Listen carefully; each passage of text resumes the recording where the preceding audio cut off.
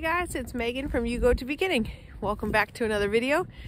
Today we're going to talk about what we do with our animals for the winter. I'm out here in the barn pasture with the goats. You can see Link, he's looking even better. I'm probably going to go ahead and give him another dose of copper here in just another few weeks. And the girls are set to have babies starting late February. I think Tansy is supposed to go first, this one here. So they're here in the barn pasture just because it snowed. You can see a little bit left on the ground over there. Since it snowed, we only have a two-sided shelter, and we weren't sure that it would be sufficient overnight, especially after having a really warm week, which was almost the entire week was in the 70s. And then it just all of a sudden switched and gave us a little snowstorm. So we did bring them up to the barn. I think they would have been fine, but the snow was coming from a different direction than usual, and it was coming into the shelter instead of the way the rain normally comes, which we have the shelter set up to block. So we did pull them up here. We've just fed them hay, and then since the snow has melted off, they have access to the pasture and the grass here. But I do want to go back and show you the sacrifice paddock. They'll move back there tomorrow, and then they'll stay out. So they're plenty hardy enough to stay out in the cold. The only reason we brought them up was because the snow was coming the wrong way, and we didn't want them to kind of get shocked since it was a drastic change from a really warm week to a freezing cold night. So I'm out here in the sacrifice paddock, and so what that is we let the grass grow up over the spring, or really we let the grass grow up over the late summer. We didn't mow it, and we saved it up so that way we can move the sheep and the goats through our back pastures here. We don't have a lot of space. We have a lot of trees that we need to deal with. And our goal this winter is to cut as many trees along the edge of pastures as we can to really expand our pasture space and get some more grass for next year. So that's our goal. Running the animals through it will improve the grass that's already there, and then cutting the trees along the edge should hopefully get us some more pasture for next year. So this is the section they're in. We call it our little sand pit. It's a very strange area. I'll turn the camera around in a minute and show it to you. But there's not very much growth here. There's a couple of cedar trees, and then really just this open, kind of muddy, sandy area. And so we just gave them, we put the 2 electric fences around, give them a big open space. This is their 2-sided shelter, and so that's why we had them come up to the barn while it was snowing. You can see there that it's just the 2 sides, but we have it set up so that the shelter is from the southeast. Nope, southwest, because that's the way our rain usually comes in, but the snow was blown in the other way. So we came out and got the goats. They're up at the barn, but they'll move back down here tomorrow. So a sacrifice paddock is just a paddock that you are going to kind of sacrifice the land and feed hay in, so that way they aren't going back over the grass. Like, there's technically grass out in our fields, but if we put the sheep and the goats out there, they're just going to eat it down and really stunt the growth of the grass. So we want to get them off. We want to preserve those pastures. We have this one area which is actually a terrible spot right now. So by putting the goats here and spreading out hay, we just spread the hay out for them each day in a different spot to slowly cover up the muddy areas, and then that will also actually help seed the area and see if we can get some new grass growth in here. The goats will kind of help wear down. It's a really unlevel area, and the goats like to climb. They kind of have fun in here anyway. And so leaving them in here for about a month or so is what they'll end up in here before it's time to kid, and then they'll be up in the barn for a kidding season. So, oh, Mr. Kitty comes and follows us around. There he is. Hey, buddy. So they'll be out here, and we'll slowly cover up all the mud and the bad areas, and hopefully that will help this area be much better next year. The animals peeing and pooping in the area also increase the fertility of the land. And so let me kind of show you what it looks like now, and hopefully in the spring or next year we'll be able to show you a much different picture. Okay, so this is the area. We are actually right here. This is our old kind of tumble down barn. We're using it for hay storage, and we're really hoping that we'll be able to secure it up so it doesn't fall over one of these days. So we're right in front of this area. You can see our shelter. And I know it's really hard to tell hills, but you can see there's a little rise there with a bunch of broom sedge. There's this one tall cedar.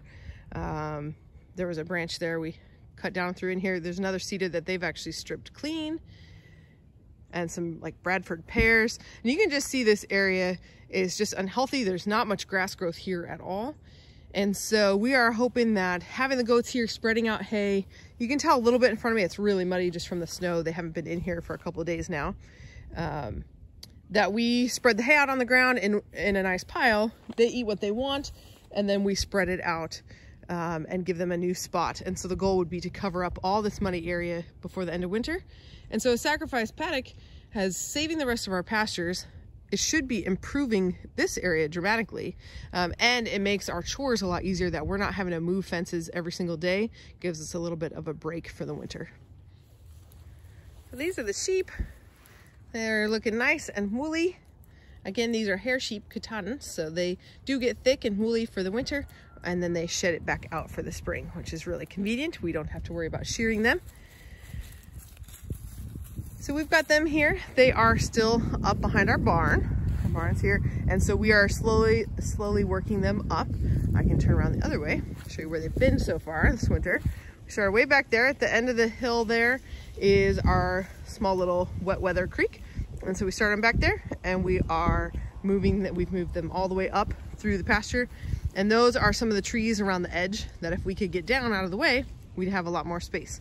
So they've been all through here, and they are here now. We have a few more spots left. And then what we'll use for their sacrifice paddock is we'll actually set up probably both of these nets coming off that back barn door, where they can actually have access to the barn, and they can come out and then just have a couple areas, two squares. So these are 100-foot fences. And we'll just set them up behind that barn, and then we'll be able to just kind of leave them there. They are due to lamb anytime starting the end of this month, end of January. So I don't have an exact date. We put Sean, our ram, in with them. I think it was the very end of September, I believe. I've checked all the dates. I just don't look through it. So they are pregnant for 5 months. They should lamb. The sheep are much hardier than the goats. They're bred for that. The sheep are bred to be able to just have kids and take care of them, where the goats are bred more specifically for their milk. So we want to be intentional about keeping good moms and kind of breeding that back into the dairy goats, but they definitely are a little more needy than the sheep are. So they didn't have any trouble with the snow. They have their shelter here, and there's just the 3 of them. And so they actually stayed out just all night just fine. And we are still continuing to move them each day. So they have a few more moves before we come back. Hey, buddy. Hi. Hi. This is our ram. He is so friendly. I just love it.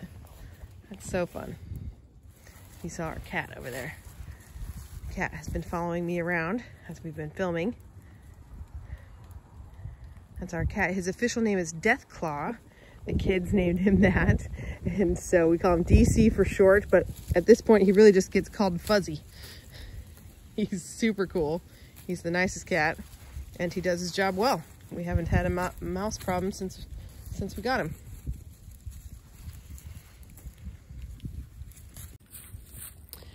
One of the downsides of using a sacrifice paddock is that there is definitely an increase in parasite exposure. So we move our animals almost every day. In the spring, when there was more grass, we could go every other day or so. But the beauty of moving them that often means that they're not exposed to their own parasites, which take about 6 or 7 days to hatch if it's perfect weather for them. So winter is a time where obviously the parasite load is much less, but that doesn't mean it's non-existent. So it is important to still manage parasites, make sure that your animals are healthy, especially as they're pregnant and they have greater strains on their body. So a sacrifice paddock does mean that we're going to have to make sure that we are giving them their herbal wormers. We actually have not had to give them any in quite some time. One of our sheep, you can kind of see she's a little messy on the bottom there. She had some, I guess it's called scours in sheep and goats, and I'm not sure why or what caused it, but we gave her the herbal wormer with a little bit of kelp and black oil sunflower seeds and some molasses. And so we were able to get her back to normal. She's doing well, and the other two didn't have any problems at all. So when they get up to one pasture and actually stay in the same spot, we're gonna have to make sure that we are giving them the herbal wormer about once a week. Especially the sheep and the goats, they are susceptible to the same sets of parasites. So it's really important to make sure that we stay on top of it and don't let anybody come down with any issues, especially right as they're about to lamb or kid. So we kept them all in the same spot. It wasn't these sheep and goats. We had a couple different meat goats that we ended up using.